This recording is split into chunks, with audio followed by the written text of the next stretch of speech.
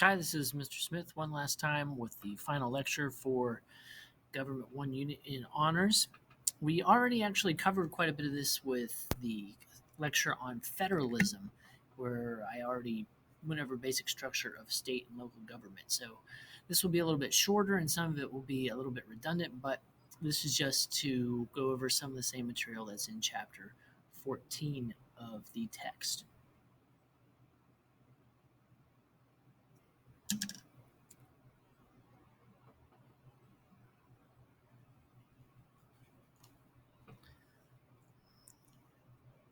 And state power at its foundation. Originally, the states, of course, had an enormous amount of sovereignty under the Articles of Confederation. And taking that view, in some respects, the states still have sovereignty as kind of their own little mini countries in the fact that they have their own three branches of government, their republics. They control a lot of the laws that we come in contact with as a people, and they also help establish local government. And this is all important because a lot of these powers, of course, didn't go to the national government through the U.S. Constitution. So, by means of Amendment number 10, they then get passed to the states. If a specific power, of course, is included in the Constitution, it's known as an express power, and it's specifically given to Congress, for instance, at the national government level in Article 2.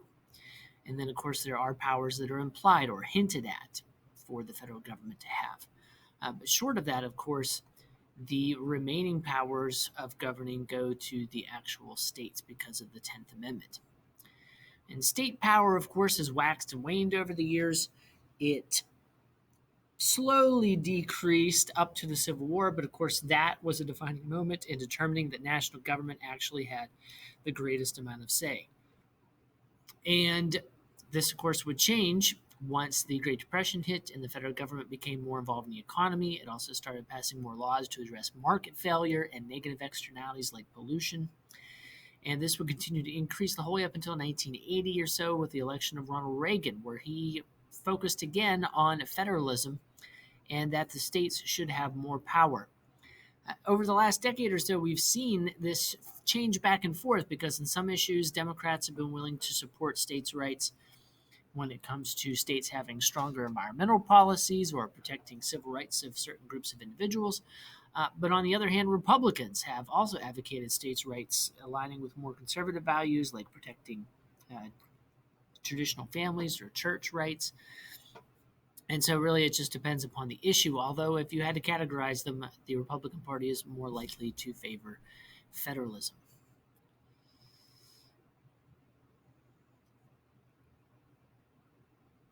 So, the Articles of Confederation, once again, is where the states had much more control.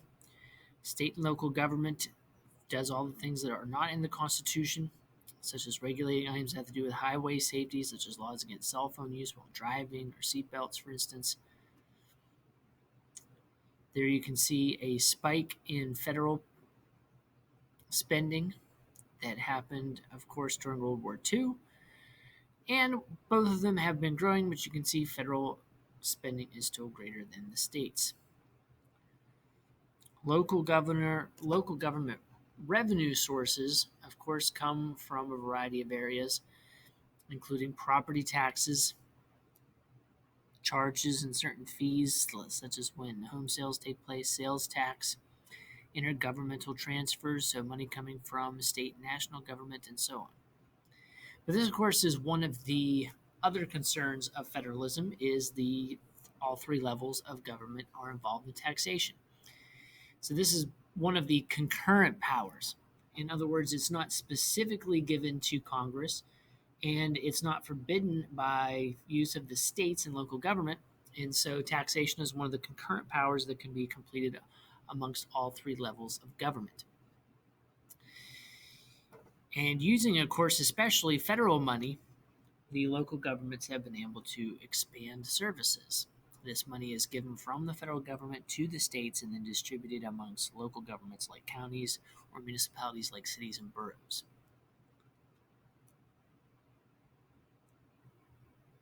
And of course, one of the reasons why that is needed sometimes is when there's economic stagnation or when there's some type of disaster when the local governments have to reach out for a greater amount of help.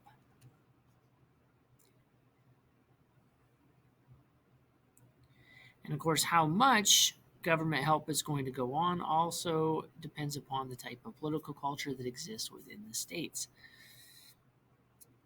States that are more individualistic, states that are moderate or moralistic, and those that are traditional in nature.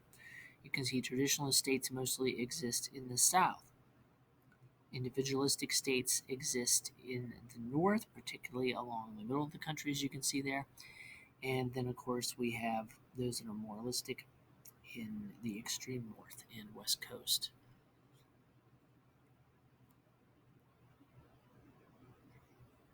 And then, of course, poverty also determines how much state and local government is going to get involved. And here we can see the Americas poor by region.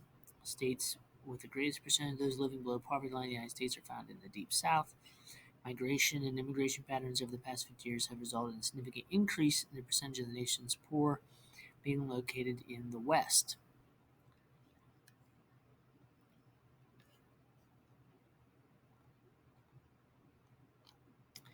The need for money for a variety of these things, including poverty, of course, puts greater strain on local and state budgets, which is why they then lobby the federal government for continued assistance. But no matter how much a local government might need, it's ultimately up to the state government. That is something known as Dillon's Rule, which is named after John Dillon, who was a justice on the Iowa State Supreme Court.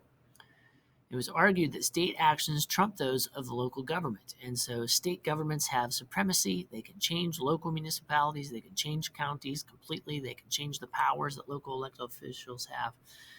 If local governments pass certain laws to have certain protections for its citizens, or to change business regulation, the state government has the right to override that.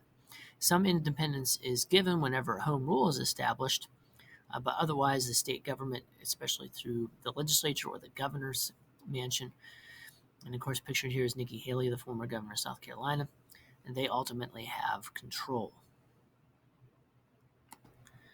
So even though local governments are involved a lot in our daily lives, the state government has the final say.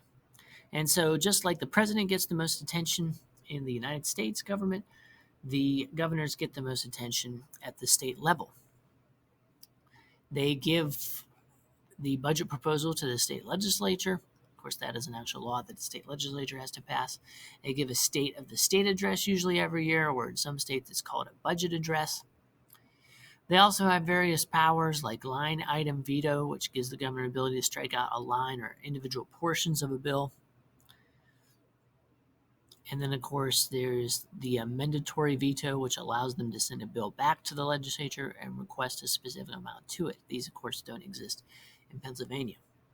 A small number of governors have a reduction veto, which allows them to reduce budget proposal items. These can lead to a variety of issues, of course, and court challenges by the state legislature, since these actions can change the nature of bills that were passed.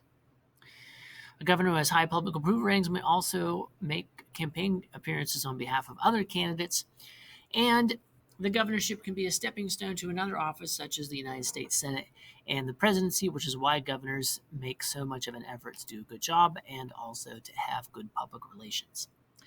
Collectively, governors can belong to an organization called the National Governors Association, which is a powerful lobbying force, because even if they are Republican or Democrat, both parties, of course, want to push the White House and Congress to give them more state funding. And responding in emergency situations is extremely important. Here you can see former Governor Christie of New Jersey meeting and greeting people after a hurricane has hit the state. This, of course, can cause controversy as well, because during emergencies, governors can have extremely strong powers, which not are always popular. The governors also have the ability, like the president, to pardon, except the governors can pardon in the issues of state crimes.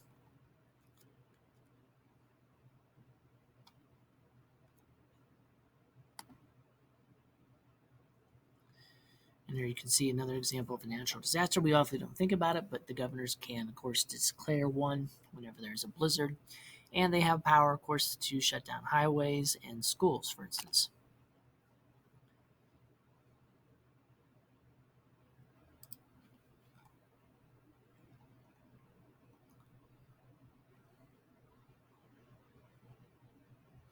But whenever state money is used, of course, local officials are going to try to take some credit.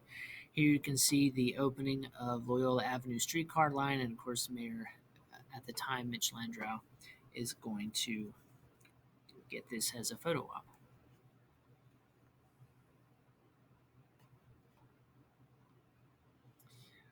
One of the concerns among state government, of course, is the lack of diversity. Here you can see the amount of women in the state legislature. The map on the screen is from 2019. There you can see there's very few states where it even gets close to half, just Vermont or excuse me, not Vermont, but Colorado, Nevada, Oregon, and Washington. There's a number of states that have had very low participation from women, mostly in the South, but also Wyoming, which is amusing because Wyoming is one of the first states to ratify women's suffrage, the right to vote, and one of the first to have elected female officials.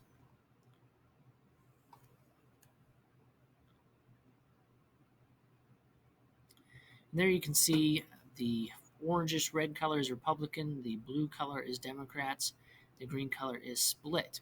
You can see that Republicans have control over a number of state governments as of 2019.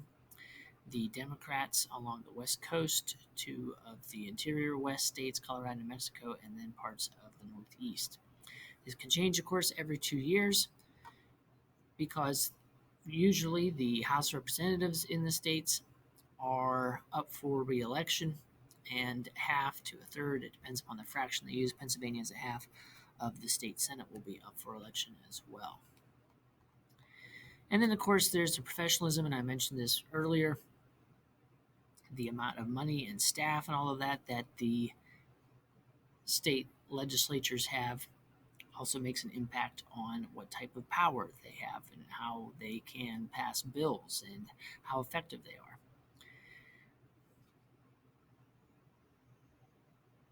The full-time, high-salary, large staffs you can see in California, Pennsylvania, and New York. And then you can see part-time, low-salary, small staff in the upper Midwest and Utah and also New Hampshire. Each of those, of course, has their own pros and cons. And one of the ideas that has been introduced a lot are to have term limits. This, of course, the advantages would be that new people come into office with fresh ideas. And the downside, of course, is that there's new people in office. So they don't always know what they're doing. The bureaucrats that work for the government, the lobbyists that work for corporations and other organizations, they are on the job a lot longer, so they know more. And some people say that means they can run circles around the new state legislators that are changing hands on a regular basis. This can't happen at the federal level without a constitutional amendment, which is why those term limits are not in place for the U.S. Congress. And a number of states have tried to enact term limits on members in the legislature, only to see the laws later repealed by the state legislature or ruled unconstitutional by the state Supreme Court.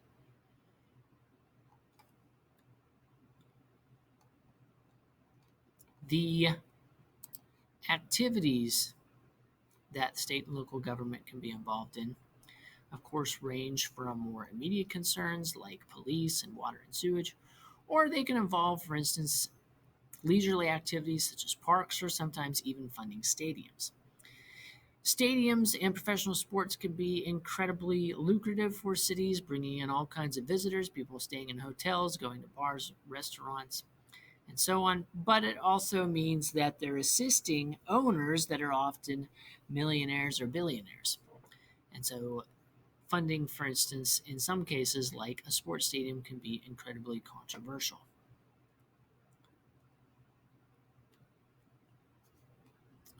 Just a few other items I just wanted to touch on again. The municipal governments, remember that they can have either a city or borough or otherwise called town set up where they have a council. Council administrator system. The voters elect council members to serve for a specified period of time, and the council in turn appoints an administrator to oversee the operation of government. Council elected executive system. The voters elect both members of the council and the executive. The executive performs functions similar to those of the state governor. This would be a strong mayor system. Titusville, of course, has a weak mayor system, and so it most closely aligns with the council administrator system because they appoint a city manager who holds most of the power and runs the city government on a day-to-day basis. These municipal governments, of course, are the ones that carry out most of the functions that happen in our everyday lives, but they get some of the least amount of attention, and they also have some of the lowest voter participation rates, which is unfortunate. And just to touch on once more, I already mentioned the counties, but once again, they're either run by a commission, like a county council, such as in some of the more populated counties of Pennsylvania, but otherwise they're run by commissioners. They have both legislative and executive powers, and there are also other executives elected at the county level, including sheriffs, prothonotary, clerk of courts, and so on.